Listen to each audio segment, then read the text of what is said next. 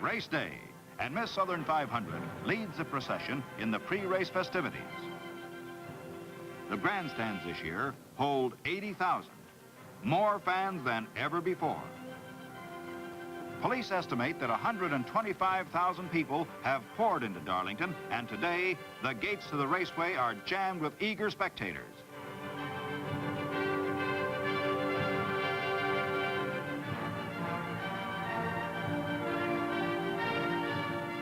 The South Carolina Championship bands, parading on the front straightaway, sound out a Southern welcome.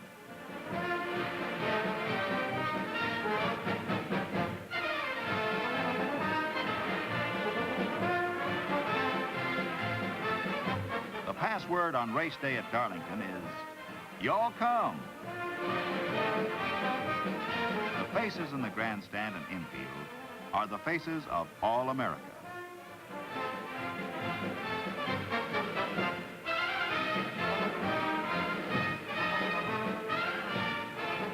The cars are rolled to the starting line, and once more, another page in the history of a great raceway is written.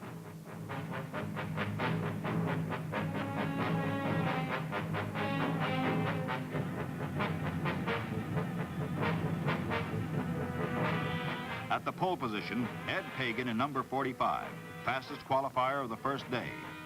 In the center of the first row, Fireball Roberts, number 22, fastest qualifier of the entire field. Outside front row, Joe Weatherly, number 12, teammate of former winner Curtis Turner, pilot of number 26. NASCAR national champion Buck Baker. Speedy Thompson, winner here a year ago, in number 46. The parade lap begins. Once around the 1 3/8 track to gather speed for the flying start. The next time they come past this starting line, they will be traveling better than 100 miles an hour. These men and machines are not alone. They are carrying with them the hopes and dreams and drivers who have challenged the Darlington Raceway through the years. This race, this 500-mile classic, has grown because men have always searched for the faster way around. They move into the first turn, the greatest assembly of stock car auto racing equipment ever to compete in a Southern 500.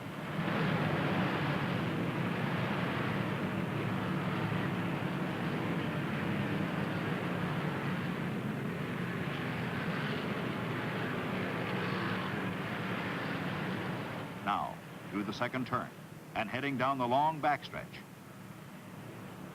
Half the pits have been placed here to give the fans in both grandstands a view of the split-second mechanical work.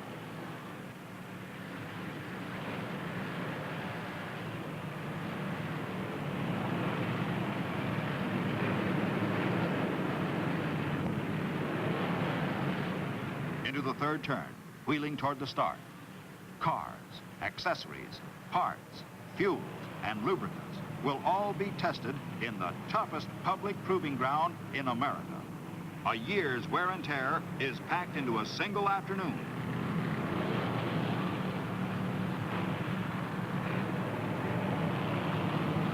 The fourth turn. Here they come.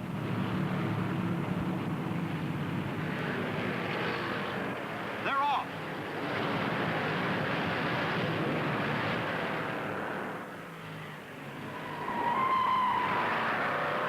Coming off the first turn, Joe Weatherly, number 12 Ford, booms into the lead. It's Weatherly in front and building his lead as the pack moves through the second turn into the backstretch.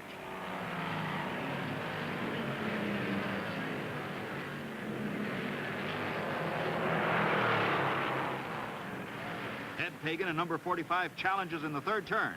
This is going to be a race. The crowd is on its feet as Pagan's number 45 makes a bid.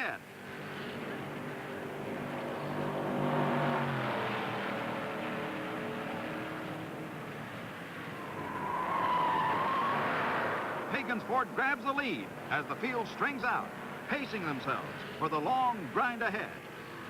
Speed for the first lap is 115 miles an hour.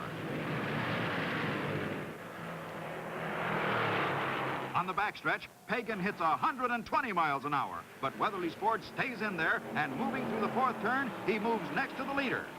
On the front stretch, he's fender to fender with Pagan as they overtake slower cars already one lap behind. Weatherly takes back the lead. Look at that boy run.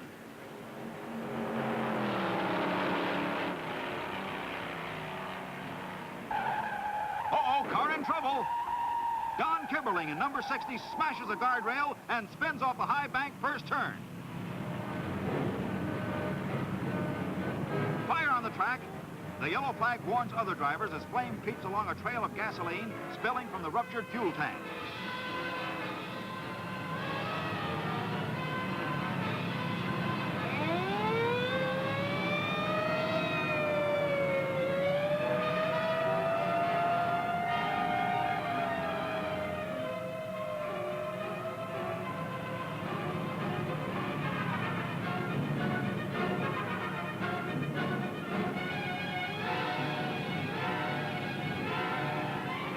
Fire's under control, and safety crews work to clean the track surface of oil and fuel.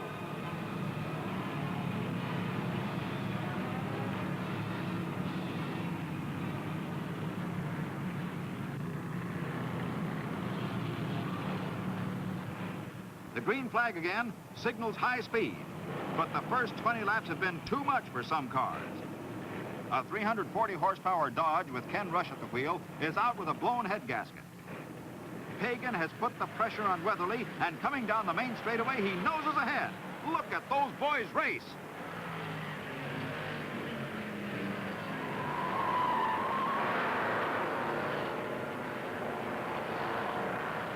Turner in number 26 pours on the coal in third place, with Joe Eubanks in number 6 right behind him in fourth.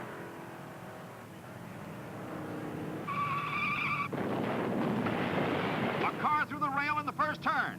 It's Pagan. Pagan blew a tire, smashed through the guardrail, and rolled down the 40-foot embankment.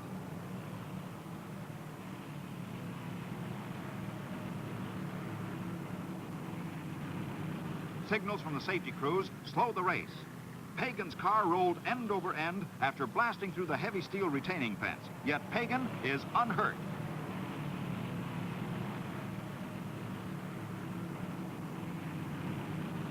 Number 45 is ready for the junk pile after a mishap at 115 miles an hour.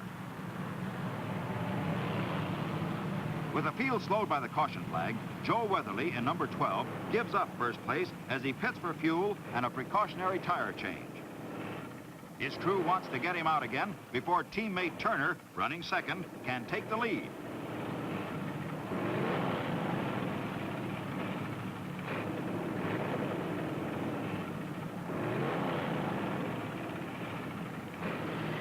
There's the green, and Turner's number 26 comes storming onto the fourth turn to take first place.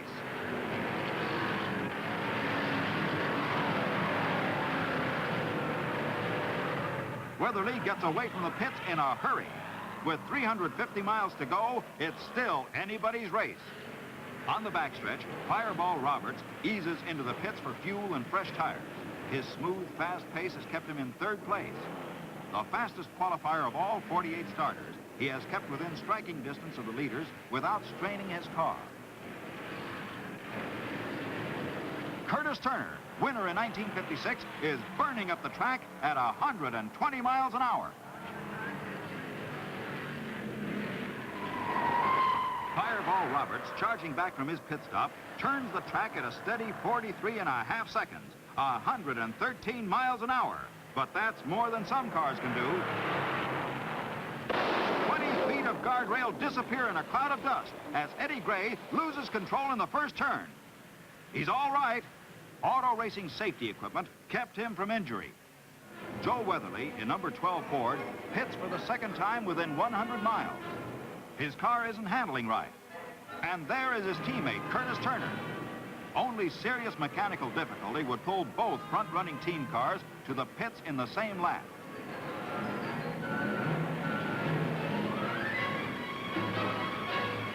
Weatherly's number 12 gets away, but his car still doesn't seem to be running right.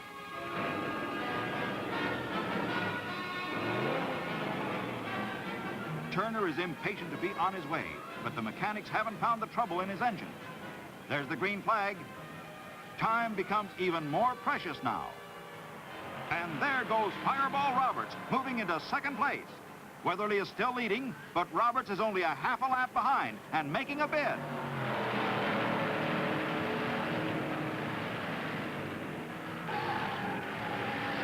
Suddenly, 2 tons of automobile traveling 115 miles an hour disappears from sight. An oil slick on the first turn and a missing guardrail torn out in a previous accident was a combination Jack Smith couldn't handle. Although number 47 is completely wrecked, the driver walked away. The hours of competition that make new cars old in a single afternoon are taking their toll. Less spectacular is the ordinary wear and tear of competition. Curtis Turner limps to the pit, his engine failing. Turner is a hard man with an automobile, demanding peak performance and a little more for the full 500 miles. Turner is out of the race.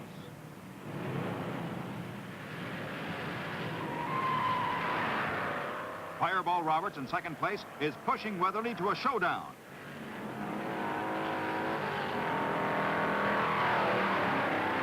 Roberts has boosted his lap speed to 118 miles an hour.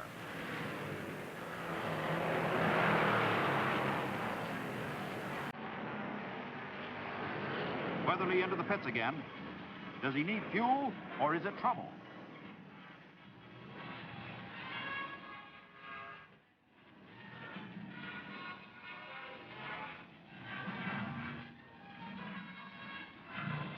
His hood is up.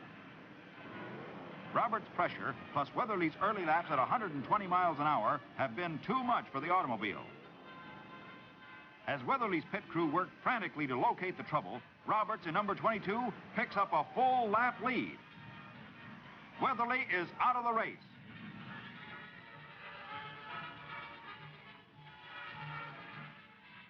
For some contenders, there are months of work and effort lost.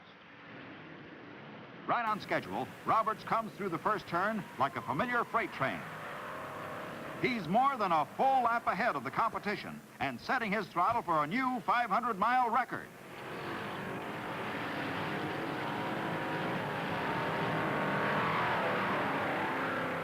Battling for second place now is Junior Johnson in number 11 and Shorty Rollins in number 99.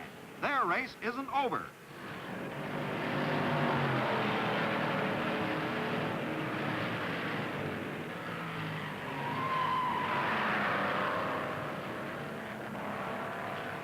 Buck Baker, former national champion and a smooth driver, eases into second place. Baker plays it safe and waits out the competition. Fireball Roberts has victory in sight. He stands on the throttle in the high bank groove. His average speed for the distance is almost 102 miles an hour.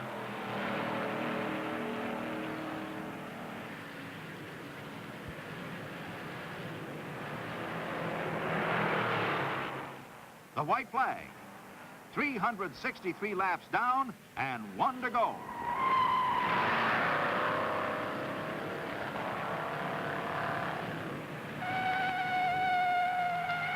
That's the end of the race for Herman Bean. This pit stop is the last one today, and one the fans will long remember. Roberts is wheeling through the last mile smoothly and steadily. After 4.5 hours of racing, his car is almost a year old.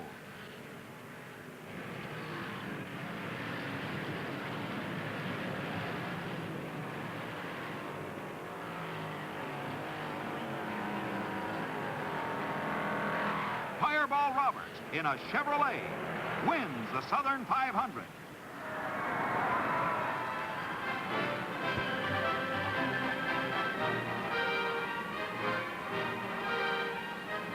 Fireball stops at his pit to share the winner's glory with his crew, the men that helped make it all possible.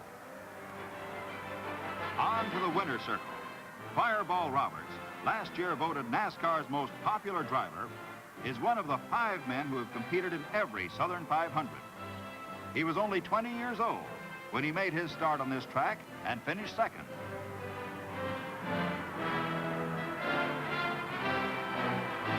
Roberts' purse is more than $13,000, the largest slice of the largest purse ever offered in stock car auto racing. His average speed for 500 miles is a new record, better than 102 miles an hour. For 500 miles, Fireball Roberts walked the tightrope. He pushed his car and himself to the ragged edge of endurance, but never beyond. As Roberts entered the winner's circle, the mechanics and drivers of other cars were already at work, correcting the mechanical failures that can be discovered only at high speed. New standards of mechanical performance, new standards of safety are set in every race. Despite accidents and high speed, no one was injured. The safety of the American automobile has been proven again. Roberts has answered for himself the challenge of the Darlington Raceway. He has set new records which will be tomorrow's challenge for all other drivers. He has proven again that Darlington is the fastest stock car racing track in America because men have made it that way.